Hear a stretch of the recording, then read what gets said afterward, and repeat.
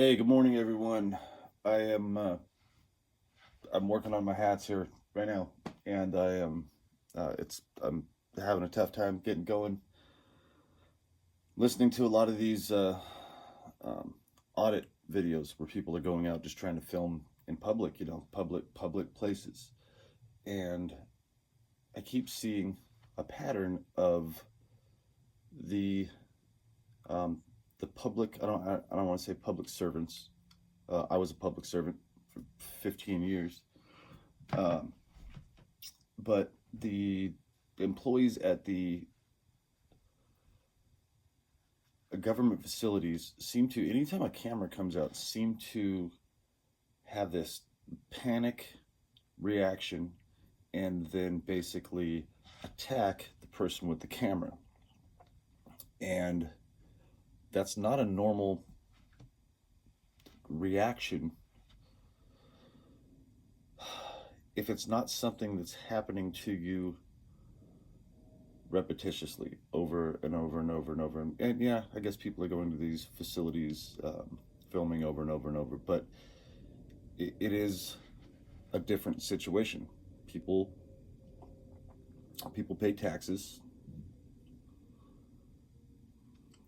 Their hard-earned money goes into this system, our government system, and then programs are started and kept running that don't always benefit the taxpayer.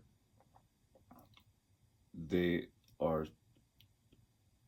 programs that are weaponized to go after the taxpayer. So the taxpayer, after inflation and everything, I won't even get into it, everything that it takes to run a business. And then at the end of the year, they take this big chunk out. And then you got to start all over again. The next thing you know, the next year is here. And then you got to take this chunk out. You know, it's best to pay it monthly or quarterly or whatever. But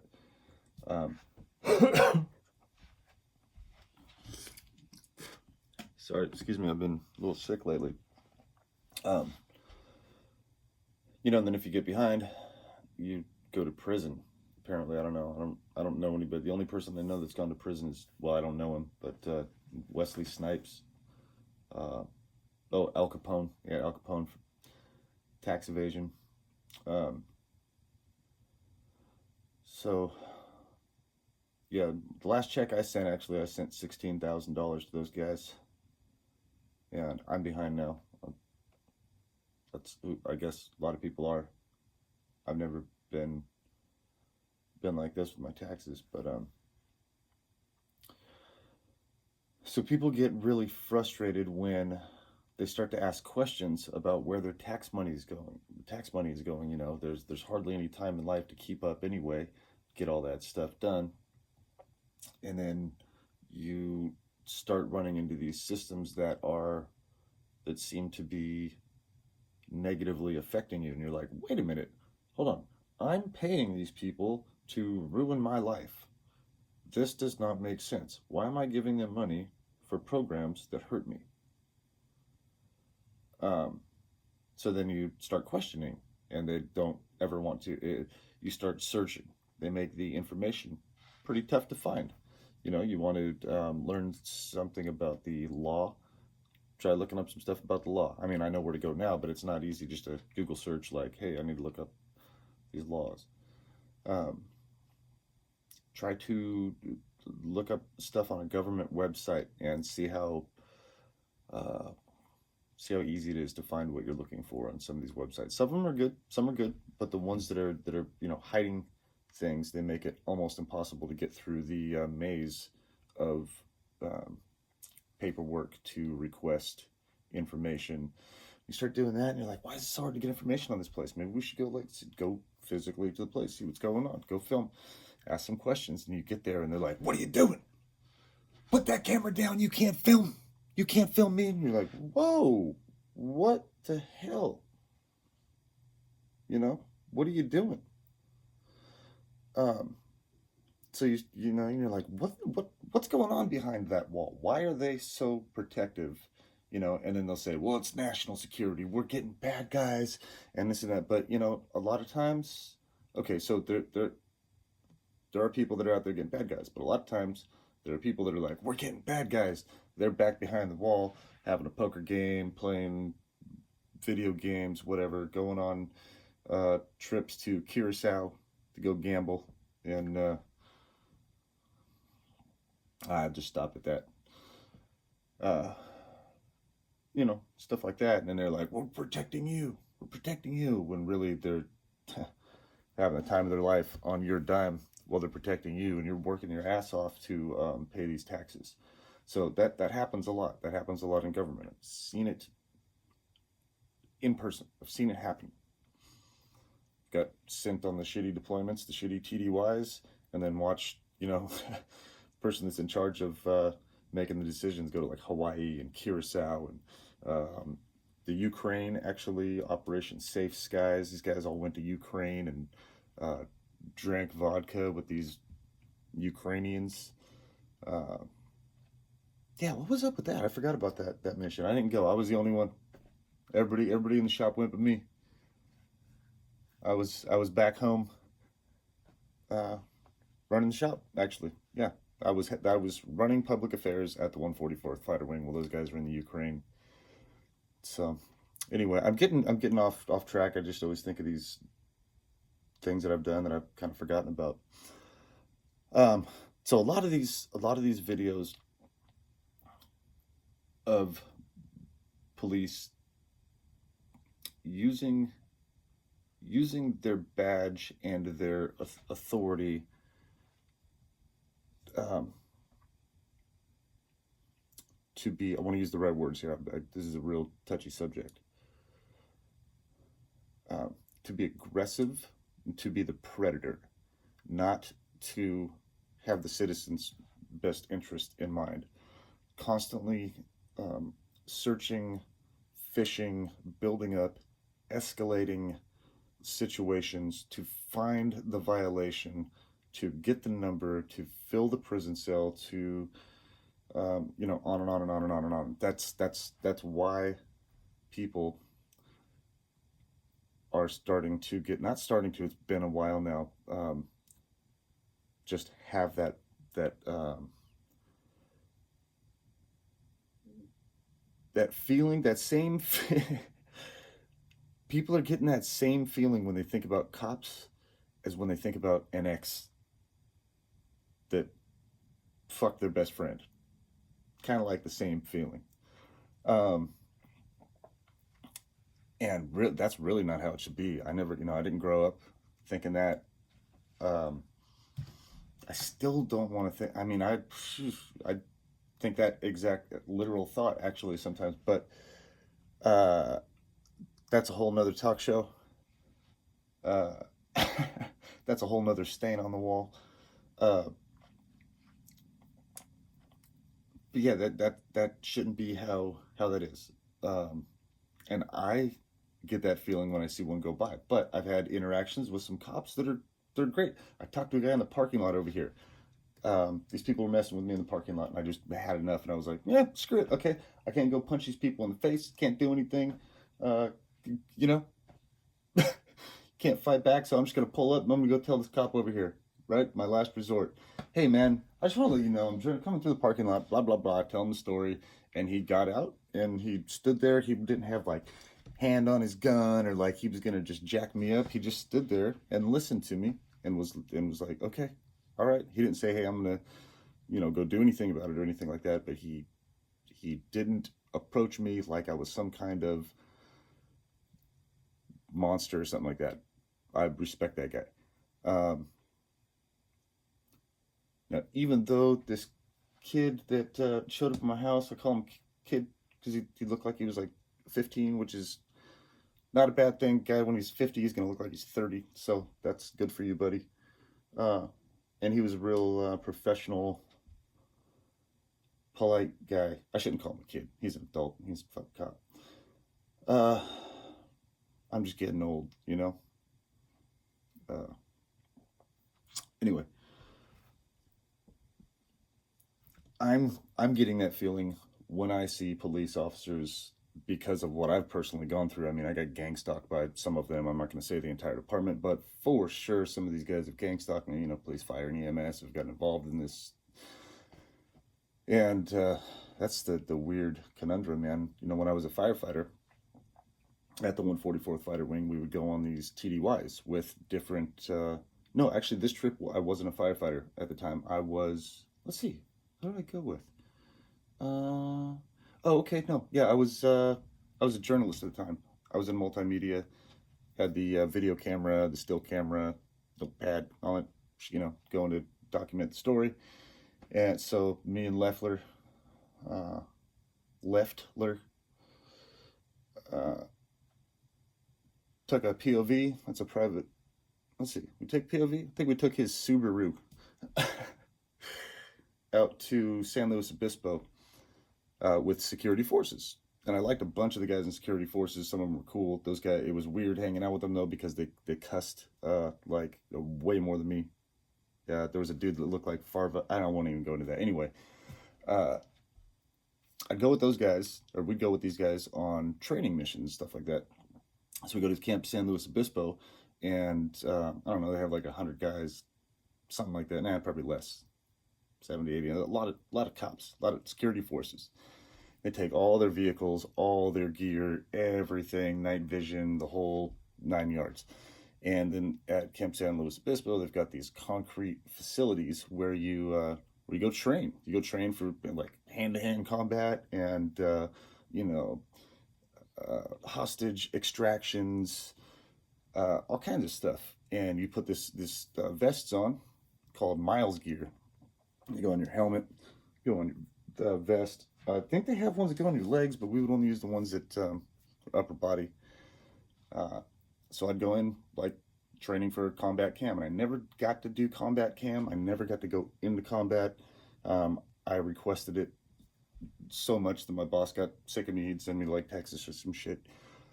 But I wanted to go do combat cam, and this is like pretty much the closest thing that I got to that. Unfortunately, well, maybe I was lucky that I didn't go do some of that, but we'd go with these guys. We'd go do the miles training, and you know, there's hills and it's concrete buildings, and there's dudes fighting, climbing through tunnels. That's how we got the hostage one time. Let's see, who was it? Monterosa and Hogg climbed through a corrugated steel tube underneath a road, and flanked these guys in the back. That was pretty sick, actually. Uh, I've trained with those guys, and when I was with the fire department too. I mean, you go to a call, the cops are there. I spent a lot of time with cops, and there was a bunch of them that I liked. There were some of them that I could see them being out on the road doing this exact same thing that I've been watching happening to these auditors. There's some that would be like, "Yeah, film all you want, man. I don't give a shit. It's cool. What's going on? We're doing this thing here. We can't tell you certain stuff, but we, you know." And that's how some of them acted, you know, when I was a journalist. So, some of them were like, "Don't be taking my picture." So it's all situational, you know.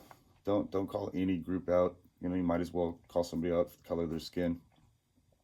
And man, it's tough sticking up for these guys because you're proving me wrong, and I'm almost to the point where I'm uh, not going to be saying this anymore at all. I'm almost there. Almost there. I mean, shit. I've helped cops that have blown out their knees and carried them a freaking hill on a litter and got them all wrapped up.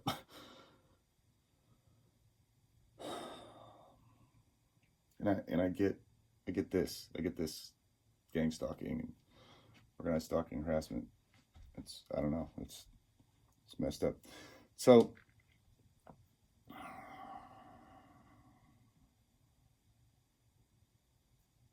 sorry for the long pauses here. I'm just I'm trying to think this through to make sure that I'm So basically what I'm saying is I'm not to the point where I'm like, hey, fuck the police, all of them. But I am to the point where, hey, you guys can't keep treating people like this. You can't be involved in organized stalking and harassment and psychological operations with the sirens and the cutting people off and tailgating them and like meeting them at all of their destinations because you're hacking their phones with a Stingray device or something like that. That is not how you're going to get a positive reaction from the public. Now, some of the people that don't realize, that don't see the details, that don't pick up on the fact that you're doing this to them, kind of like sheep, I guess, where you can kind of just herd them, they just go this way, that way, whatever. But man, the people that you can't do that to, and they're getting to be more and more and more and more people that know their rights, that don't want to be herded, are going to start standing up, and then we're going to end up with this huge clash. And well, we're already getting there, but hopefully what will happen is when I say the police, I'm talking about the entire policing net, the police, the InfraGard, all of the intel agencies, the 17 intel agencies, private security, all of it. There's a huge police net, pretty much, dragnet, and it goes way deeper than looking after society, keeping society safe. It goes into fishing or farming for profit, and society will not run that way. The people will not put up with that for much longer, and they're realizing that that's, we live in the world's largest fishing scam. So a lot of people just like to be free again, not have to, get pulled out of their car for a minor traffic violation, have things escalated and end up in court for a year or 2 years, or have people using the system as a weapon, like saying, "Yeah, this guy pulled a gun on me." Next thing you know, this guy's life is ruined. Court, 2 years, money gone, because of a community policing system that that should have never happened in the first place. The way that they're doing this, you don't just, if you're trying to do surveillance on somebody to make sure that person is going to be safe, or they're going to see what their patterns are, to see what they're going to do organically, you're not going to try to insert instances in that person's life that are going to heighten their that are going to bring up their guard, that are going to instigate and antagonize that person. If a person, okay, so just imagine this for people that are new, that are just starting. My hand's crooked. People that are new to my channel, imagine if you're going along with your normal life, everything's normal, you're talking to your friends, going to work, doing your thing, and you get up in the morning and you go to the store. Now, this is one very, very small part of it. You go to the store, and as you pull out of your driveway, you notice there's like 3 white cars. And as soon as you back out, they all turn their lights on, right? You pull out, and they all take off right when you go, and you'd be like, huh, well, that's interesting. You might not even, you'll notice it, but might not even think anything about it, like, because it hasn't been happening, right? And then you get up to the stop sign, and the next thing you know, there's white cars pulling out on the sides, and they're all pulling behind you. You got a line of them behind you, and you're like, huh, must be white car day to day. Cool. And then you get to the convenience store. And as you get to the convenience store, white car pulls in front of you, and they like slam on the brakes, and you got to stop. And you're like, huh, okay. And then you keep going a little bit. One backs out right in front of you, and you're like, whoa, what's going on? All right. And then you go to get in the parking lot. Another one puts the reverse lights on. You're like, whoa, dude, this is like running the gauntlet here. Must be a full moon today. And you go and you get your stuff. And then those people that are just messing with you, they all park their cars and they hop out. I have my phone close by. They grab their phone. Look at you. And then go in the store. And then they'll grab, I'm just grabbing random stuff here. Here's my cup of water. And while you're getting whatever you're getting, they're grabbing items in the store going like this. Like, looking over them, like intentionally, like hiding like a 2-year-old would be like, boo, I don't even get you. So it's obvious to get your attention. You'd start going, wait a minute, what's going on, right? Imagine the second year of that happening every day, and then trying to explain that to people, and then trying to tell the police. Then you like, wait, the police are doing this too. Police followed me in the store, stood right behind me, and started going, right in my ear. She's doing it too. And you turn around like, what's going on? Like, what do you mean? Gaslighting. That's not how to police people. That's some sick, twisted shit. All right, well, I guess I should go back to work. I just wanted to get some of that off my chest. I'm sorry that I'm not contacting pretty much anybody right now at all. I apologize. Can't do it. Just got to do my work. And not really calling anybody back or messaging anybody back. So I'm sorry. I have to just wait right now. All right, everybody, have a great day.